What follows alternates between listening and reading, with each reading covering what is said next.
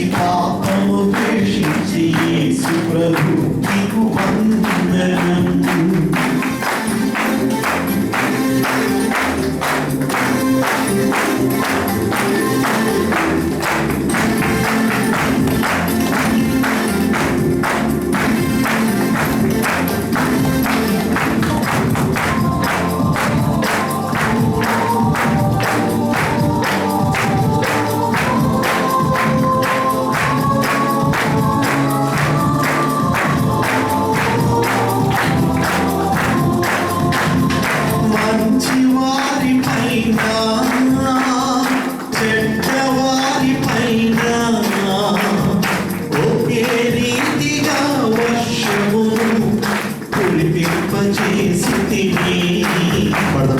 మంచివారి పైన చెడ్డవారి పైన ఒకే రీతిగా వర్షమును కురిపింపచేసితివి. ఇది నీ మంచితనం, ఇది నీ దైవత్వం, ఇది నీ ప్రేమకు కారణం, ఇది నీ స్వభావ మాధుర్యం. నీ మేళ్లను చేసిన యేసు ప్రభు నీకు వందనం. పాపిని ప్రేమించి పాపము ద్వేషించి యేసు ప్రభు నీకు వందనం.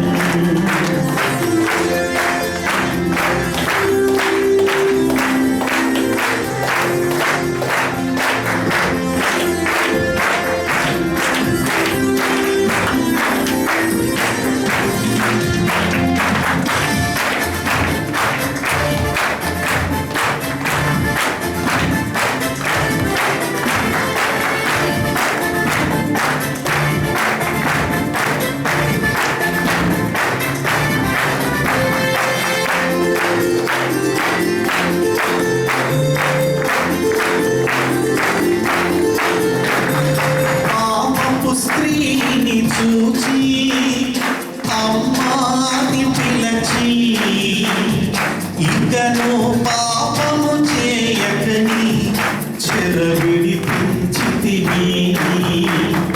పాపపు స్త్రీని చూచి అమ్మాని పిలచి ఇకను పాపము చేయకని చెరవిడిపించితివి.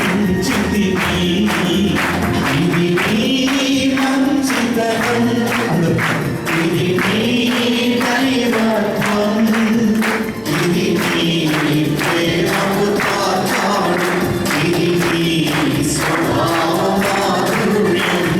లెక్కించలేని కీర్తనలు చేసిన యేసు ప్రభు నీకు వందనం.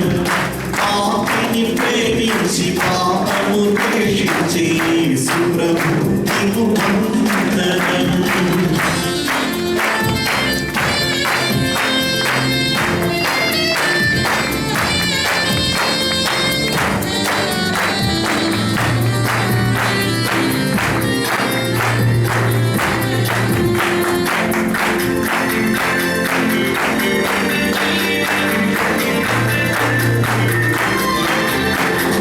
సిలువకు కొట్టబడి చనిపోవు సమయంలో వీరిని క్షమించమని తండ్రి ప్రాధేయపడినావా.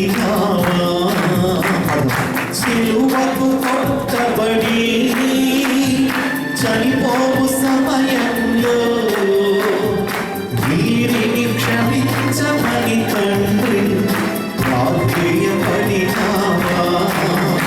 ఇది నీ మంచితనం, ఇది నీ దైవత్వం, ఇది నీ ప్రేమకు కారణం, ఇది నీ స్వభావ మాధుర్యం. నిర్మించలేని మేళ్లను చేసిన యేసు ప్రభు నీకు వందనం.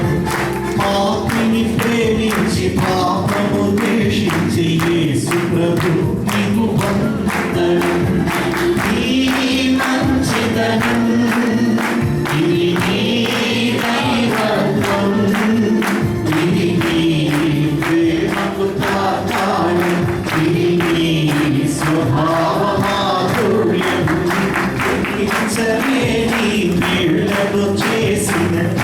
యేసు ప్రభు నీకు వందనం.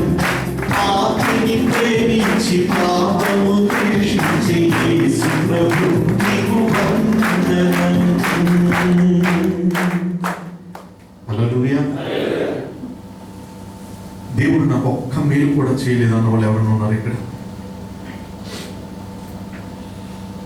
లేదంటే దేవుడు నాకు లెక్కించలేని మేలు చేశాడు నా జీవితంలో అన్న వాళ్ళకి చేతులు పైకెత్తి ప్రభువుని మహిమపడతాం.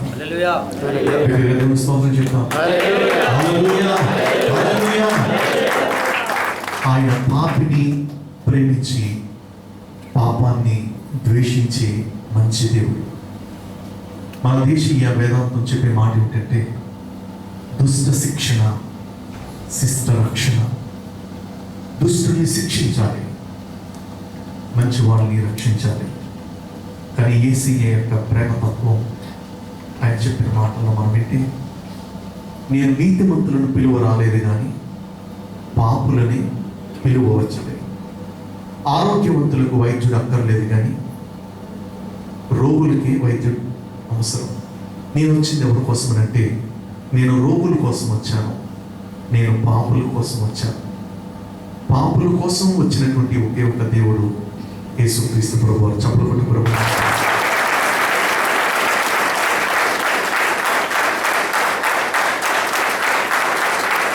మనిషికి దేవుడికి ఒక గొప్ప వ్యత్యాసం. మనిషి